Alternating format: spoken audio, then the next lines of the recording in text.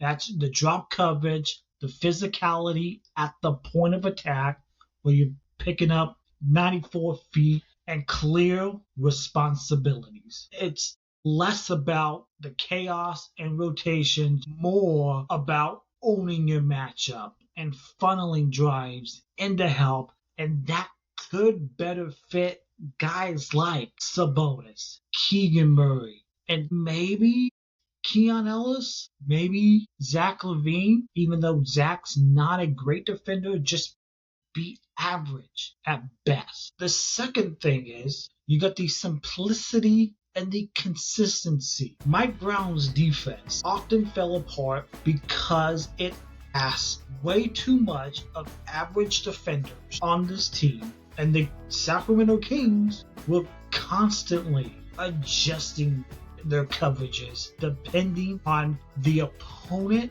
that they played. That Doug Christie's philosophy seems more about doing fewer things really well. These simple reads, communication, which is always top notch when you're talking about defense, and the effort.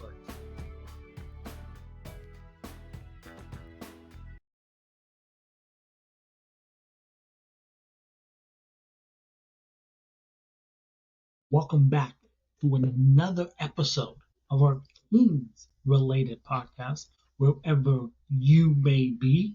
And on today's episode, I'm going to discuss why I think Doug Christie's defense will work, unlike what Mike Brown tried to accomplish with his defense when he was the head coach of the Sacramento Kings. But first, if you're watching this on our Kings-related YouTube channel, please give this video a thumbs up, smash that subscribe button, and leave a comment down below. And if you're listening on Apple, Spotify, please give us a follow, rate 5 stars, and leave a review. Be much appreciated.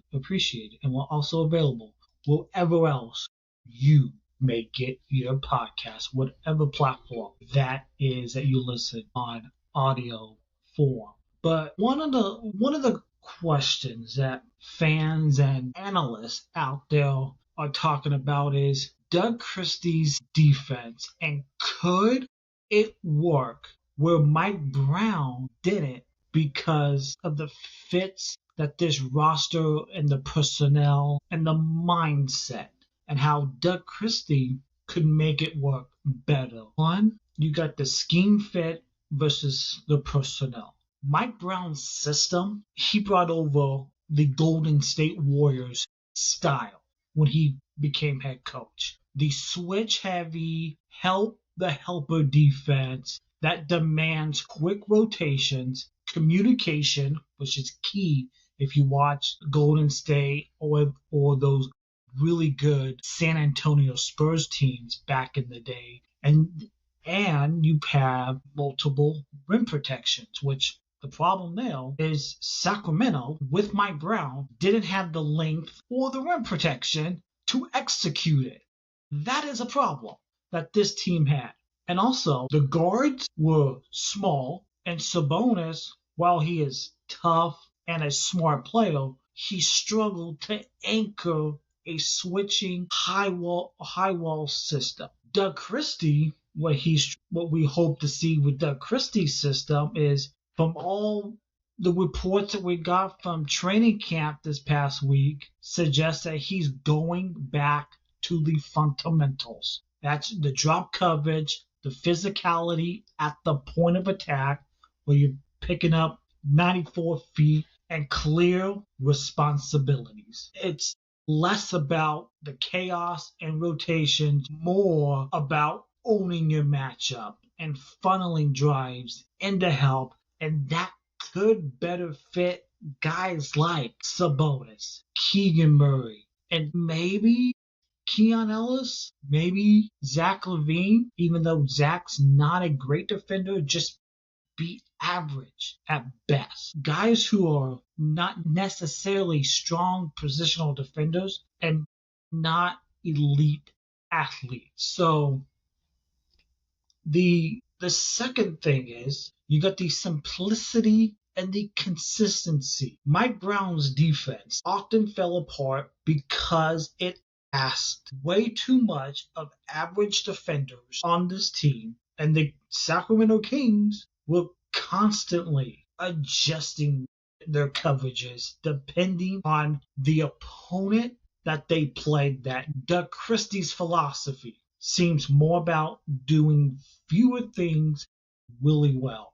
These simple reads, communication, which is always top notch when you're talking about defense, and the effort.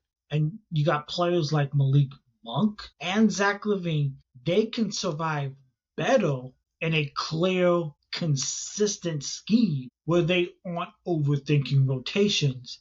And I think that could help them in this Doug Christie system this upcoming season. 3, the cultural and the accountability shift. Doug Christie has always preached defense as identity. Go back to that very first press conference where Doug Christie was officially announced as the full-time head coach. He's preached defense as identity. Same with Scott Perry.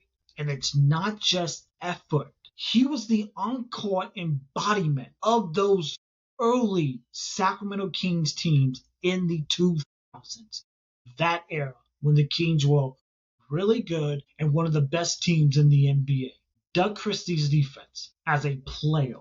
And if we can see that from this team, hopefully this team takes on the identity of their head coach. We've seen it with other teams around the NBA where they take on the identity of the coach. And as a head coach, Doug Christie is blending player empowerment with the defensive discipline, something that might resonate better than Mike Brown's more rigid, top-down style that he tried to implement, even though he didn't have the players to implement the kind of defense that he wanted to play with the lack of size, length, and too many small guards. And the players from just the first week of camp, reportedly they feel heard and are invested in this system, which matters to the buy-in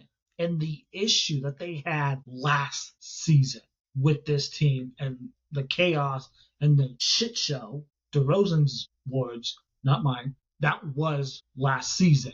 4th, the roster rebuild with defense in mind. Let's go back to the Las Vegas Summer League. The defense being played in that Las Vegas Summer League by your draft picks, maybe G League players, and the young guys, hopefully that was the vision.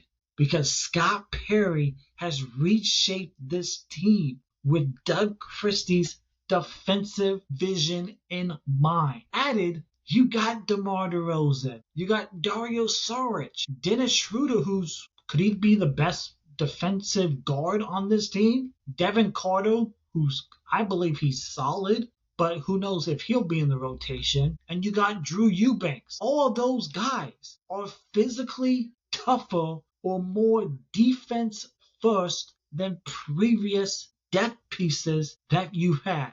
Eubanks, who knows how long he'll play on this team. Is he going to be in the rotation? Maybe early in the season. Evan, right now, I think he's the 11th man in this rotation. If Doug Christie wants to play 10 people, Evan's probably the 11th.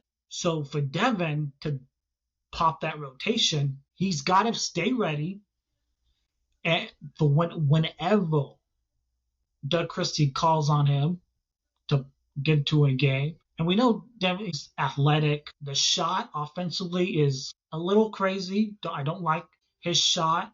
But defensively, he's already known as an elite point of attack defender, something Mike Brown and the Kings desperately lacked. You got DeRozan, not known to be a great defender, but he is tough, just be average. Saric, who knows if he'll be in the rotation, but if he is, I think he's a tough guy, even though he did not play much for the Nuggets last season. So we'll see. Number 5, The idol, idol Mike Brown was trying to prove to the Sacramento Kings could play modern championship defense without elite defenders, switching, scrambling, and heavy help. Doug Christie seems to be more focused on what works for this group and not what's the trend of the NBA in today's game. Think more drop, more half-court control, and less gambling. Hence why I think you'll see more maybe picking up opponents full court 94 feet. Don't let them walk the basketball up the floor. And I think that's what you'll see more this upcoming season. And then you got the help with the purpose, the nail defender. Under Mike Brown, the nail defender, the player at the free throw line, helping off the wing, who constantly pinching in to stop drives. This worked for teams like Golden State, who had elite length and recovery speed, but the Sacramento Kings of last season didn't. And it left shooters open and caused late closeouts, which we saw a lot last season, especially when we got late into the season.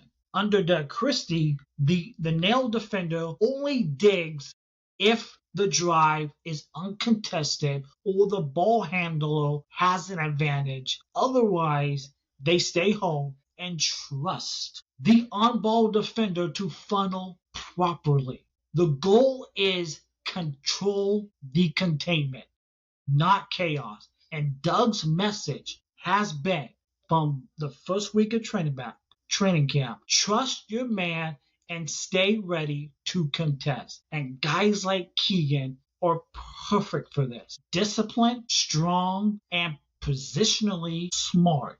2, the drop coverage and the wall. Under Mike Brown, he mixed in a lot of show and recover and soft switching, asking Sabonis to hedge out high or switch on the guards. And that exposed his lateral limitations and forced weak side rotations to cover the paint, which the Kings rarely executed cleanly. This season under Doug Christie, Doug has installed more classic drop coverage where stays near the paint and the guard chases over the screen, and help is predetermined low man ready on that baseline. And you got guys like Eubanks and Sorich will also play drop heavy coverage if they are in this 10-man rotation that Doug Christie has talked about that he's going to play. And this keeps the rotation short, the rebounding responsibilities clear, and allows Sabonis to use his positioning and physicality instead of his mobility. He's already a great athlete, Sabonis, but you don't want to put Sabonis in tricky situations, to say the least. The low man and rim protection responsibility. Under Mike Brown, his rotations were fluid. I don't think we knew on a game-by-game night who was really in his rotations. Like one guy would play one game, and then the next game they wouldn't play him for a couple. But whoever was closest to become the low man, it led to hesitation and late rotations. The guards last season often found themselves under the rim against bigs because the system was based on read and react. But this season under Doug Christie, the low man is designated every possession. Communication starts before the play, and Doug is emphasizing early help, not late help, which is key. And the players in camp were told, if you think about rotating, you're already too late. That is going to be key defensively for this Kings team.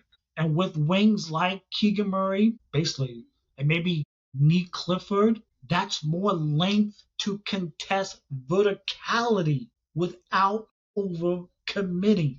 But Clifford may struggle early in this season as he's getting used to the physicality of this NBA game at the start of the season.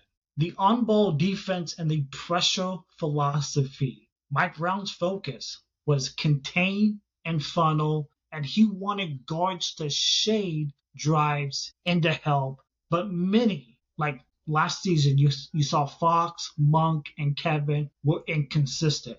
Doug Christie's focus for the on-ball defense and pressure philosophy is body-to-body defense. Doug is teaching an old-school sit down and slide and absorb the contact technique.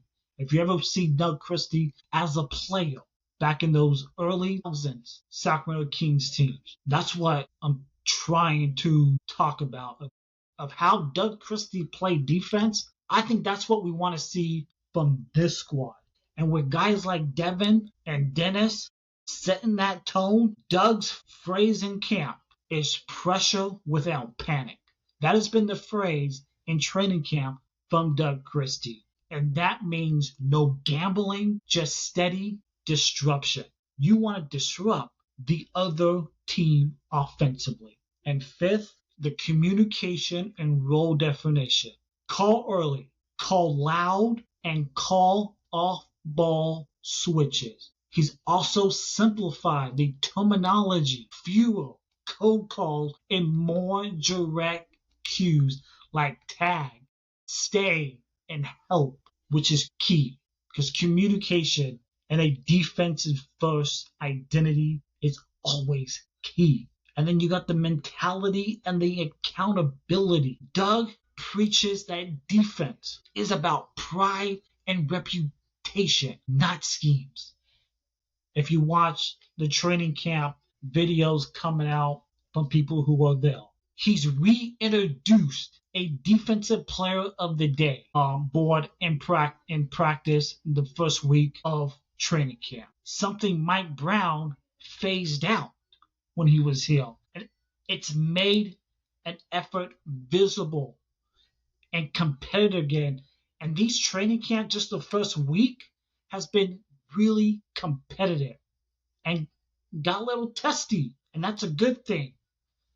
Because Doug also runs longer defensive segments before they scrimmage, no shortcuts, which players like Sabonis and Keegan Murray have reportedly appreciated in the first week of training camp. And the big picture is that Mike Brown's defense was built to emulate elite systems but ignore the roster realities. Doug's defense is built to maximize this roster's strength. The size on the wings, the physical guards, smart team rebounding, and fewer moving parts. It won't be elite overnight. This team's not going to become all of a sudden an elite defensive team the first week in the season. Not going to happen. But it could be functional and consistent, something this Sacramento Kings team hasn't had in years since Doug Christie played for the Kings in the early 2000s. And that's all we want as a fan base is a defense that we can care about and be respected. That's all we're asking for because the Kings were, I believe they were 22nd in defense last year. If Doug can get this team in the middle of the pack in defensive rating this season, he's done something no other coach has done. And this is a roster that doesn't have a bunch of elite defenders. You got Keegan, you got Keon Ellis, Dennis Schroeder, probably your three best defenders on this team. So I think Nick Clifford could be a really good defender in the NBA. But it's going to take him time because he's a rookie and he's going to struggle with the physicality of the game early on. I believe Maxime Reynaud is going to be a really good defender in this league once he builds his body up, he gets stronger, and acclimates to the NBA game. I believe that's what Maxime is going to be. I think he's going to be a really good defender in this league. So let me know in the comments down below, what do you want to see from this Doug Christie defensive identity that we didn't see under Mike Brown? Let me know in the comments down below, and we'll see you next time on another edition of our Kings related YouTube podcast and channel.